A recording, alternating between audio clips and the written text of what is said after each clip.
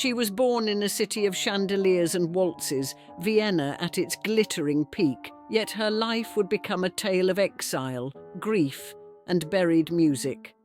Alma Schindler was called the most beautiful girl in Vienna, the muse of men who changed the arts of their age.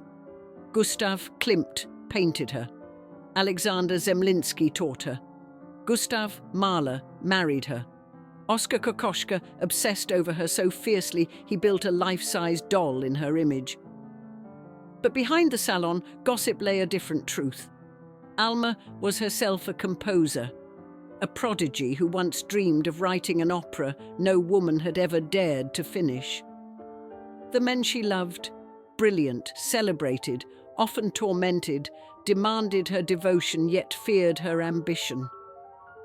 Her songs were locked away in drawers while she nursed ailing husbands, buried 2 daughters, crossed the Pyrenees on foot to escape the Nazis, and outlived 3 empires. Even in old age, in a quiet Manhattan apartment above East 73rd Street, when she finally sat down at the piano again, the melody that emerged was her own, strange, clear, aching. Tonight, we peel back the myths and revisit Alma Mahler's life, a story of genius silenced, of scandal that shook Vienna's salons, of a woman who was told to inspire greatness yet longed to create it. Was she merely a muse, or a composer history nearly erased? She was born in the closing years of the 19th century in a city that still believed beauty could hold back time. Vienna was the beating heart of a dying empire, its avenues lined with horse-drawn carriages and lit by gaslight, its salons crowded with composers, poets, philosophers and dreamers. Music drifted from cafes in the Ringstrasse, waltzes by Strauss spun beneath glittering chandeliers, while in the darker corners of the city a restless new century was already stirring. Into this world came Alma Schindler, the first child of painter Emil Jakob Schindler and his wife Anna Bergen, a former singer. From the beginning, Alma felt caught between 2 kinds of beauty: the disciplined stillness of her father's landscapes and the theatrical charm of her mother's voice. Emil adored his daughter, but adored his work more. He often sketched her in the margins of his canvases, calling her meine Kleine, my little one, yet demanded silence whenever he painted. Alma, even as a very small child, learned to move quietly through the studio, watching the brush strokes, learning that affection could be won by stillness, by admiration, by praise. The household in those early years was lively, yet unsettled. Students came and went, as did governesses. Alma's younger sister Greta was rumoured to be the child of another painter who had lodged with them, a rumour never spoken aloud in front of the girls. The family's fortunes changed when Emil won a royal commission from the ill-fated Crown Prince Rudolf. Soon they moved into a gracious villa on the wooded edge of the city. There, Alma grew up amid talk of colour theory, philosophy, and the unseen spirits that neighbours claimed haunted the old house. Visitors came often: the charismatic painter Gustav Klimt, the surgeon-musician Theodor Billroth, poets and mystics and wandering thinkers. Alma watched them all from the edges of the parlour, wide-eyed and already taking note of the theatre of genius.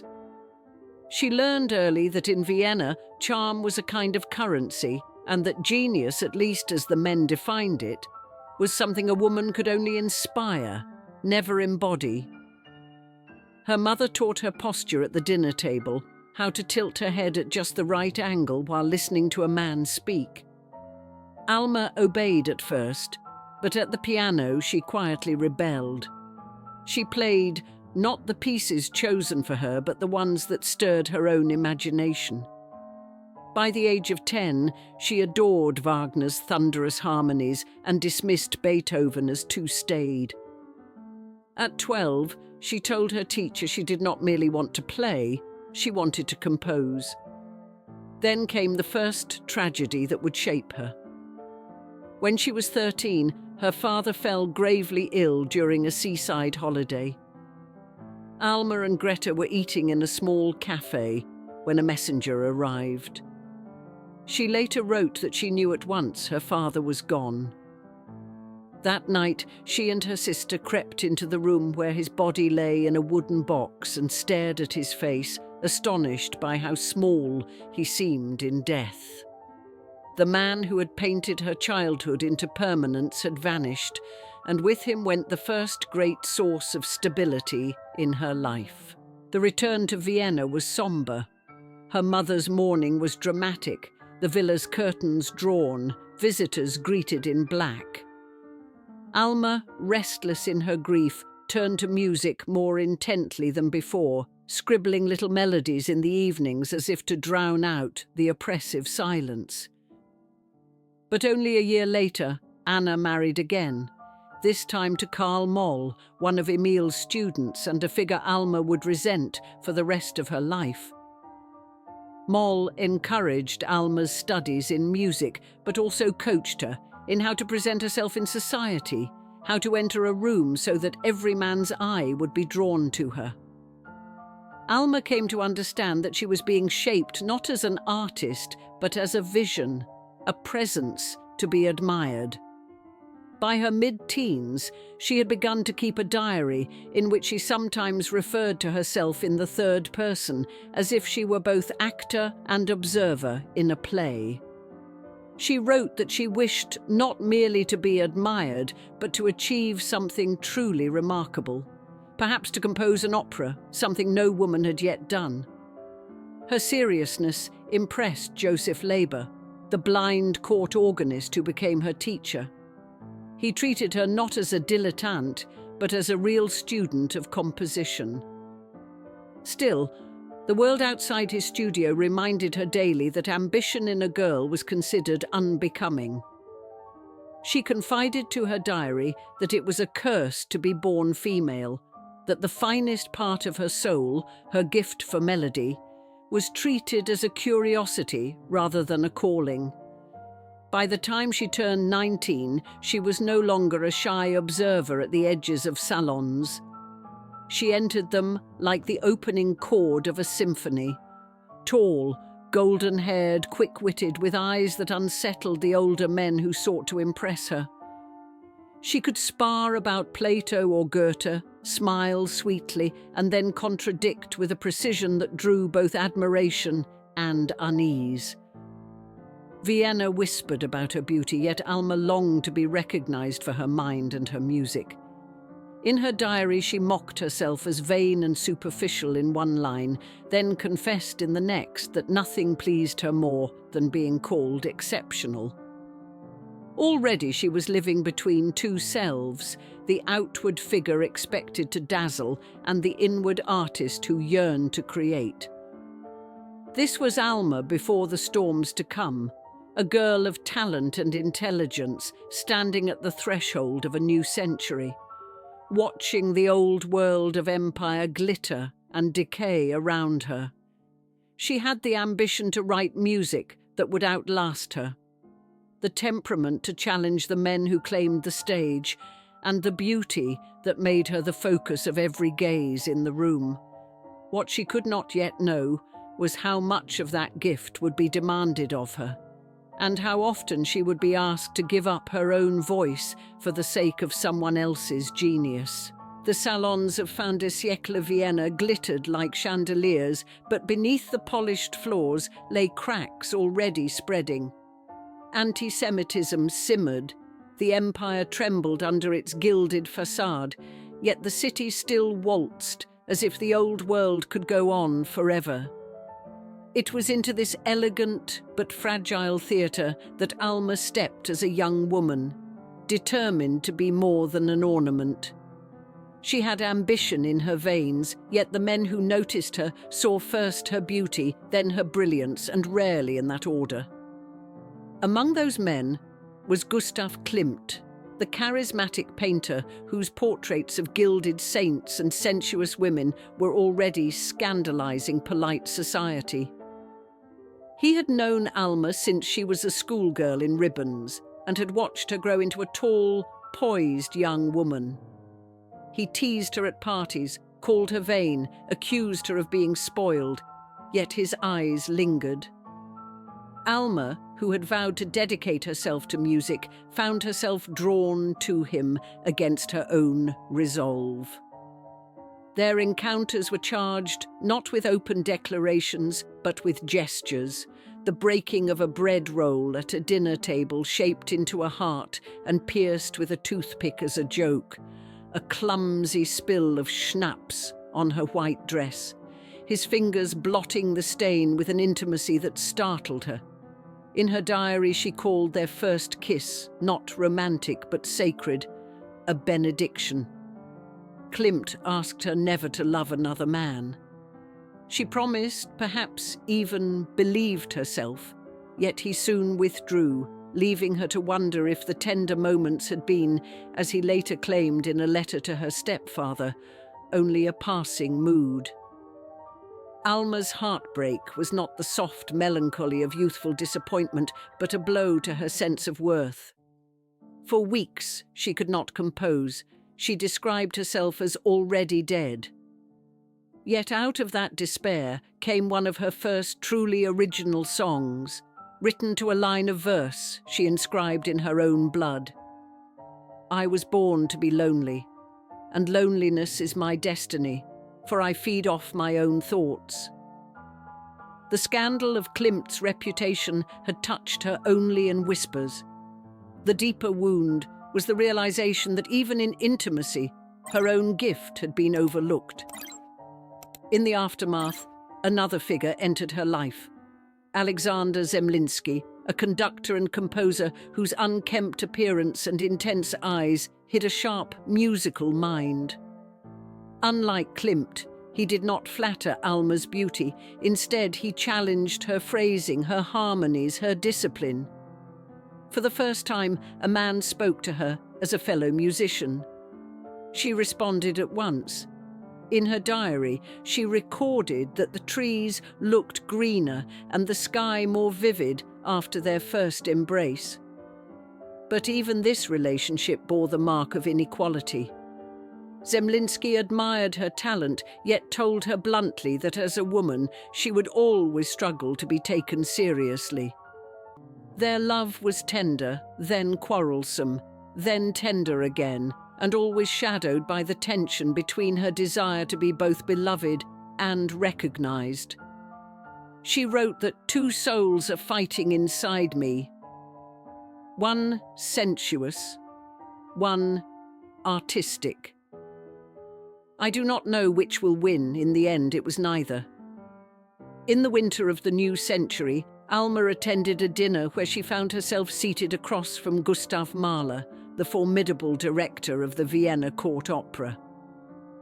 20 years her senior, lean, intense, carrying the reputation of a man both tyrannical in rehearsal and exalted on the podium, Mahler spoke little at first.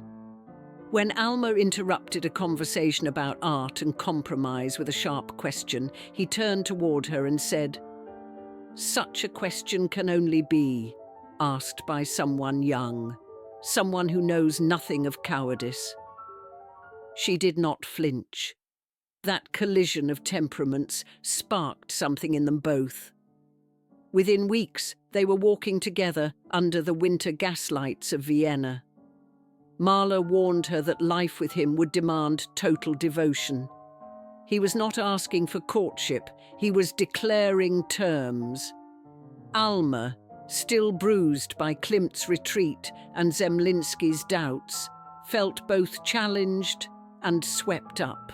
Then came the letter that would define her fate. Mahler wrote, with the sternness of one laying down artistic law, that there could not be two composers in a marriage. If they were to be happy, she must give up her own music. All her energy must serve his genius. Alma showed the letter to her mother, who was horrified, which perversely made Alma more inclined to accept. She told herself that surrendering her ambition was a higher form of love, even of destiny. She wrote in her diary that perhaps it was the fate of women to be subordinate. The engagement was announced in December of 1901, scarcely 6 weeks after their first real conversation.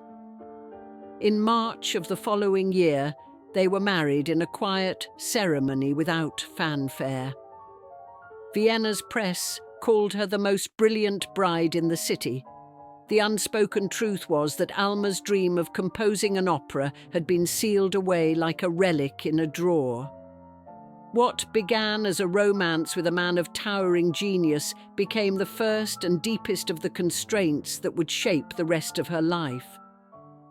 In choosing to bind herself to Mahler, Alma stepped willingly into the shadow of a brilliance that demanded silence from her own voice. The girl, who had once sparred with philosophers in candle-lit salons, now copied her husband's scores by hand and stopped playing the piano whenever he tapped the floor of his composing hut with his cane. The darkness that gathered around Alma in those years was not merely the grief of a thwarted talent, but the slow, almost invisible erosion of her sense of self. Vienna continued to waltz. The salons still glittered. But for Alma, the music had changed key. The girl who had wanted to create now found herself becoming what the world expected: a muse, a wife, a presence beside genius rather than a composer in her own right.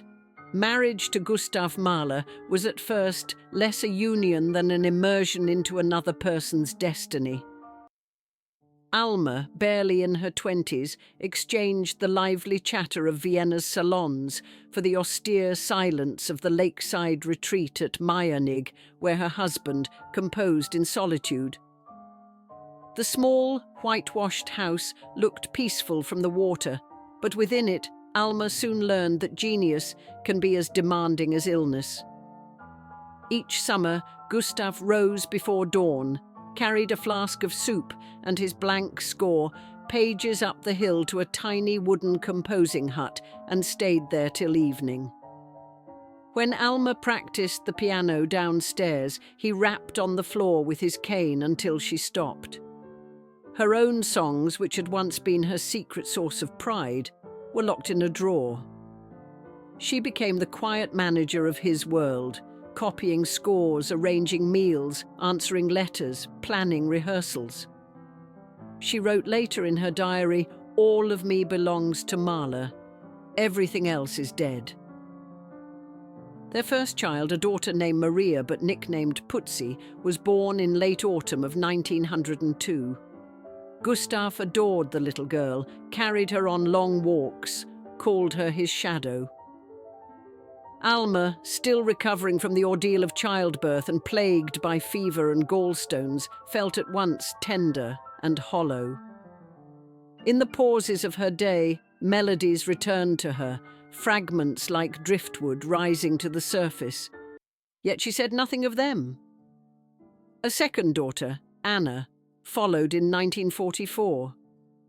Alma took comfort in motherhood, but her artistic longing only deepened. When she dared to mention her wish to compose again, Gustav replied curtly that if her golden dreams had not been fulfilled, she had only herself to blame. The remark wounded her more than he knew. "What is harder," she wrote, "than being so utterly deprived and not being taken seriously about what one feels most deeply?"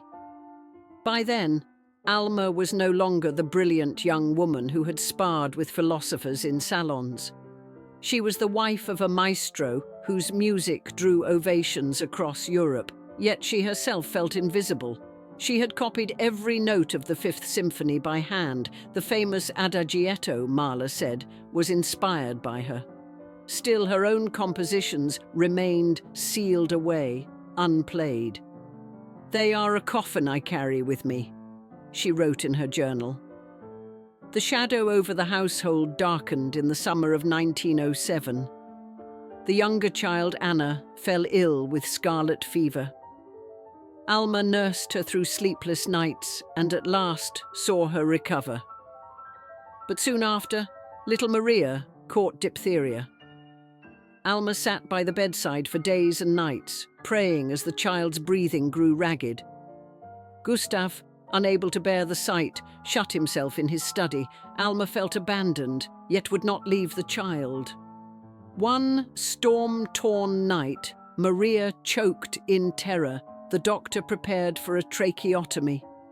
Alma fled to the lake, screamed into the wind, and returned at dawn to find her daughter lifeless. The death shattered the fragile balance between husband and wife. Alma blamed herself for bringing the girl home too soon after Anna's recovery. She believed, though Gustav never said it, that he blamed her as well. At the funeral, Alma's mother collapsed with a heart seizure.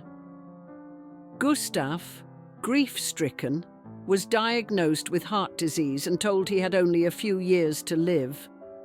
They sold their summer home at Meiernig, saying it held too many ghosts. That same year, Gustav resigned as director of the Vienna Court Opera amid political and artistic hostilities. At his farewell concert, the chorus wept, the orchestra rose in ovation, the audience showered him with flowers. Alma watched from the wings and saw not triumph, but fatigue in his face. She herself felt more ghost than widow, not yet 30, but already hollowed by loss. In December, the couple sailed for New York, where Gustav was to conduct the Metropolitan Opera and later the Philharmonic. He threw himself into work with renewed fire. Alma, adrift in the strange city, sank into a depression so severe that friends feared for her life. On Christmas Day, she wept until a friend forced her to walk in Central Park. The sound of a child's voice calling out the nickname Putzi pierced her like a blade. She collapsed in the street. Illness, grief, and the unrelenting pace of her husband's career kept Alma silent as a composer. Yet a change came unexpectedly in 1910 when she met the young architect Walter Gropius at a spa in the mountains. His quiet attentiveness stirred in her the memory of what it was like to be truly seen. Letters were exchanged, at first innocent, then tender. When one of them, wrongly addressed, reached Gustav, he was shaken. For the first time in years, the famous conductor turned fully toward his wife, with vulnerability, even with awe. He begged her not to leave, called her his savior, asked to see her music. Alma brought him a handful of songs, unsure what to expect. Gustav wept as he played them at the piano, declaring them truly good and promising to help publish them. In that season of fragile reconciliation, he even dedicated his monumental Eighth Symphony to her. It was a brief reprieve. Gustav's health failed the following year. In the spring of 1911, after a final tour and a desperate consultation with Freud in Leiden, he returned to Vienna gravely ill. On his deathbed, he arranged for a celebrated soprano to perform Alma's songs, a small concert, modest but heartfelt. Alma stood in the wings listening as the audience applauded and the singer encored one of her pieces. When she returned home, Gustav reached for her hand and whispered through tears, "They heard you. They finally heard you." Soon after, Gustav Mahler died at the age of 50. Alma, only 31, found herself a widow, a single surviving daughter at her side, and a trunk of unpublished songs that had waited for almost a decade to be heard. The long conflict between desire and duty had not been resolved. It had simply been interrupted by death. In the years that followed, Alma would step again into the salons of Vienna, into the arms of new lovers, into the storms of another world war. But the pattern set in those years of marriage to Mahler would remain.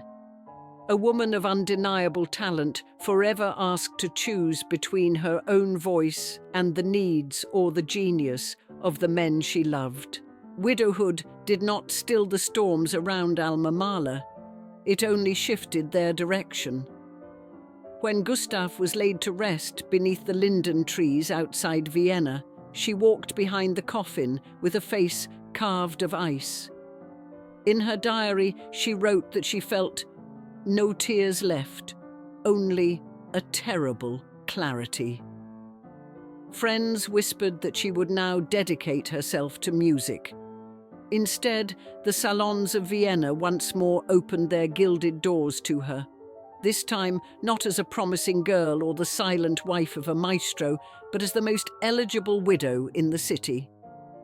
Among the men who entered her life in that season was the young painter Oskar Kokoschka, intense, unkempt, with dark eyes that seemed to burn holes into his canvases.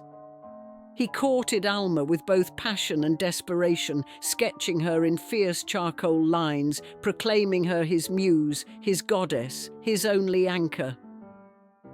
For a time, Alma believed that his love might restore her own will to create. She even returned to the piano, though more as an act of defiance than of hope. The affair was as volatile as it was famous. Oskar wanted her wholly to himself. Alma, accustomed to the discipline of genius, found his neediness suffocating. They quarrelled in public, reconciled, quarrelled again. Vienna watched the drama unfold as if it were another of Oscar's expressionist plays.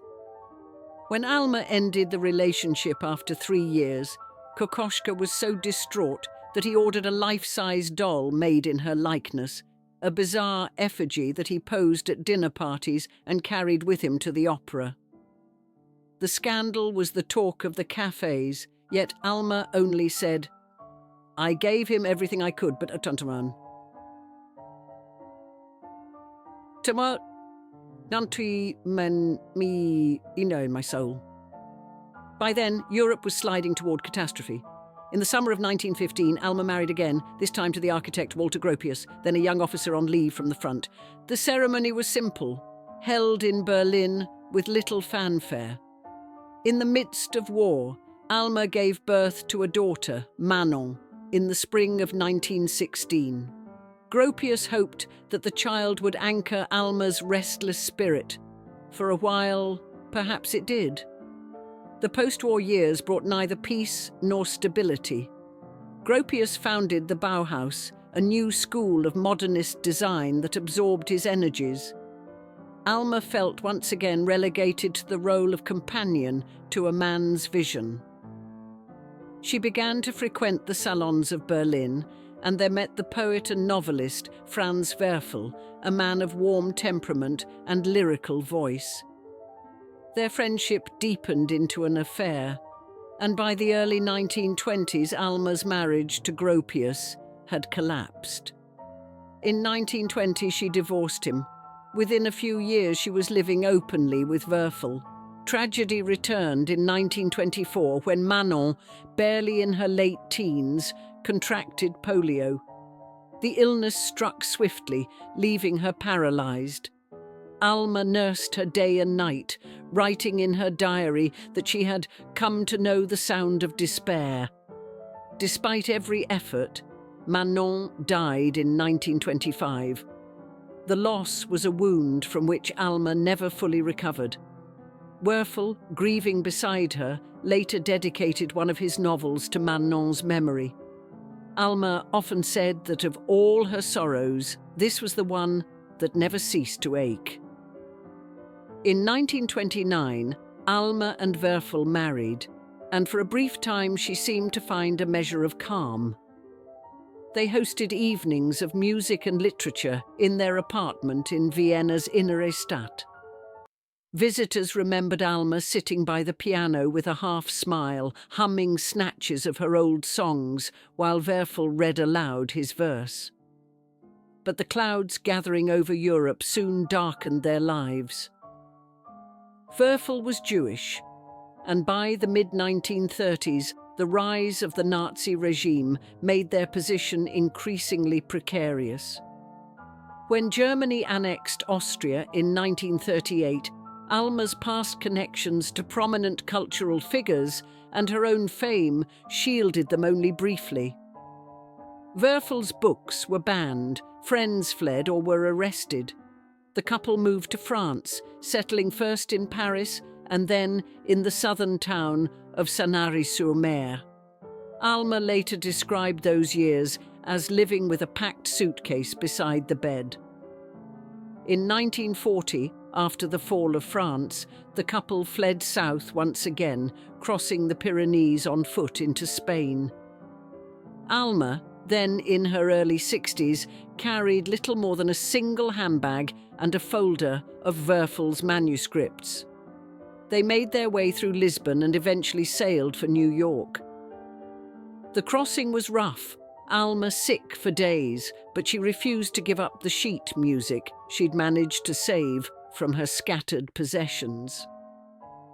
Arriving in America in 1940, they settled first in Los Angeles among the community of émigré artists and writers. Werfel found some success in Hollywood and on Broadway. His novel The Song of Bernadette was adapted into an acclaimed film. Alma, often homesick, described herself as a tree uprooted and replanted in alien soil. She kept alive the habits of her Viennese youth: afternoon coffee, evenings of chamber music, even as she learned to navigate the new world. When Werfel died suddenly in 1945, Alma faced yet another bereavement. She moved to New York, renting an apartment on East 73rd Street, where she lived out her final years surrounded by mementos of the vanished world she had once ruled as muse and hostess. Visitors remembered her as imperious yet charming, her accent thick, but her mind still sharp.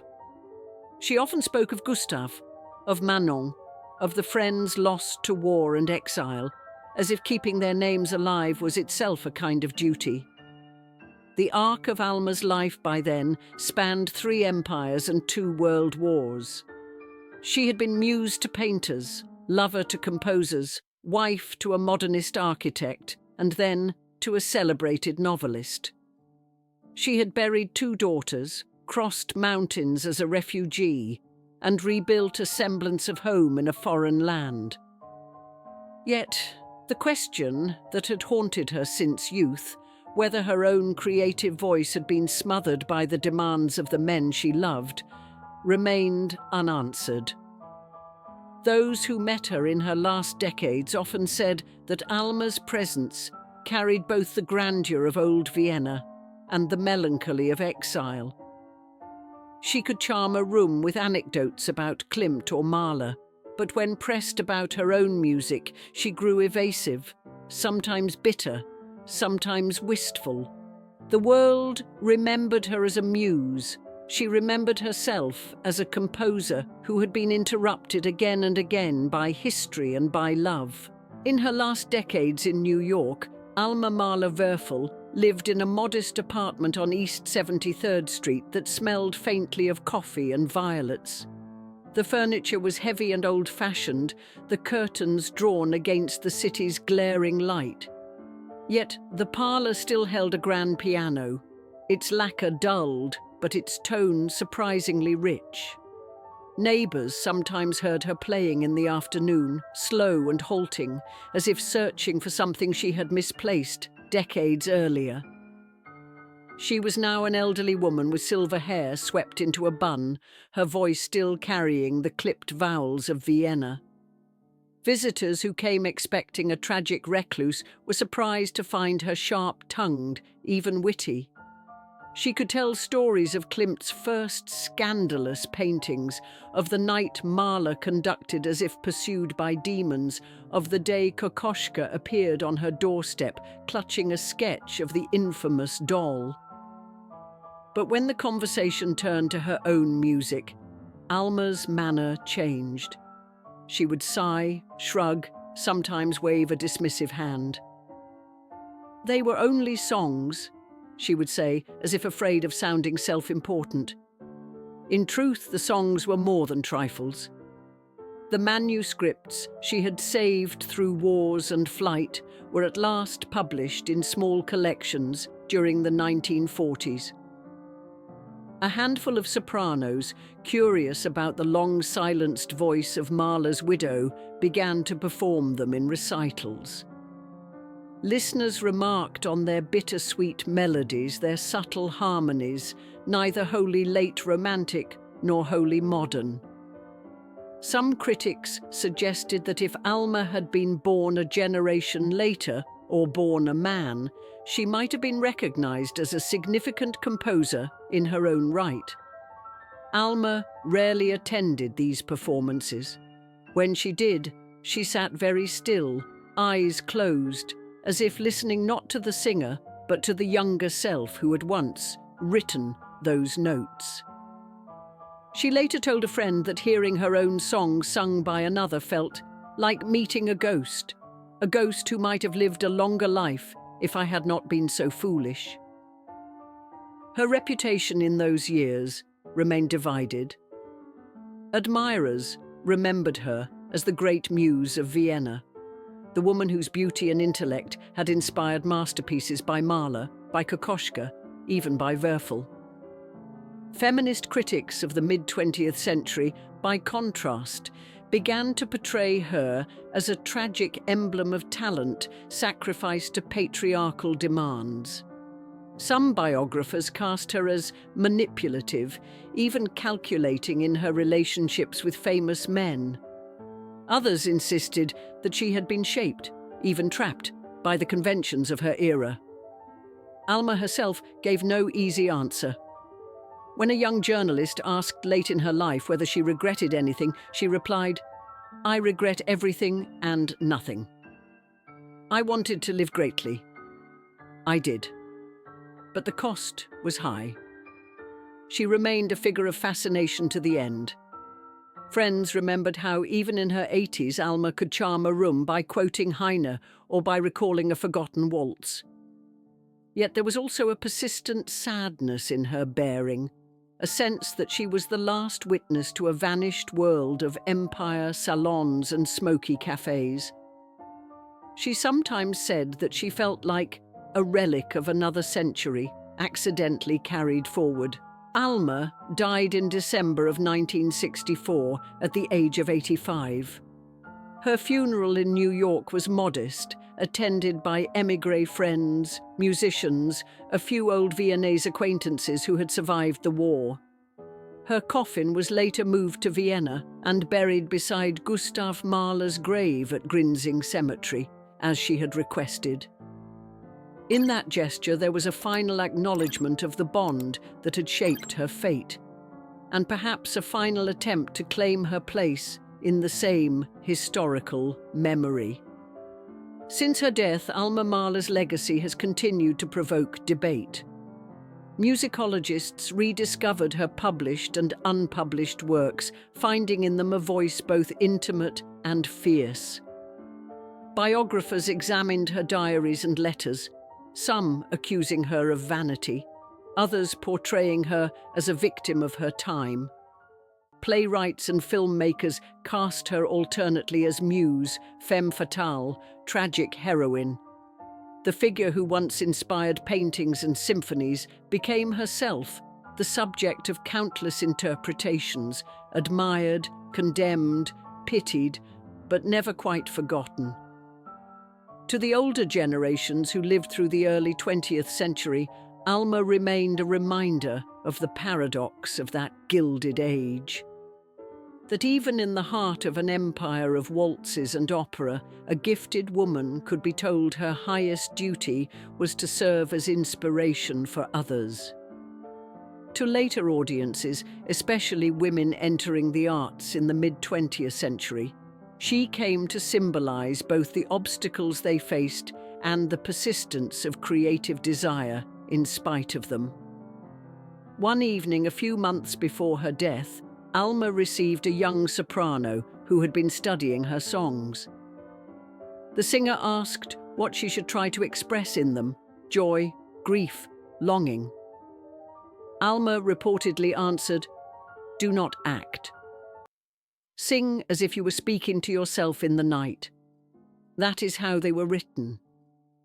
It was perhaps the truest description of her music, intimate utterances of a soul that had too often been silenced in daylight.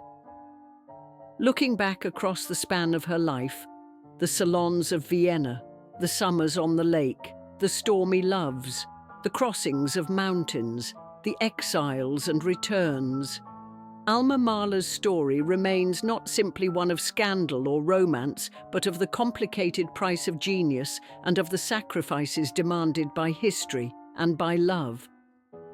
Her melodies, fragile yet persistent, stand as small testaments to a talent that survived wars, betrayals, and loss, and that speaks even now in concert halls, far from the salons where she once reigned as Muse. Alma Mahler's life unfolded like a grand European novel, brilliant in youth, shadowed by tragedy, strewn with scandal, and carried across continents by the convulsions of history.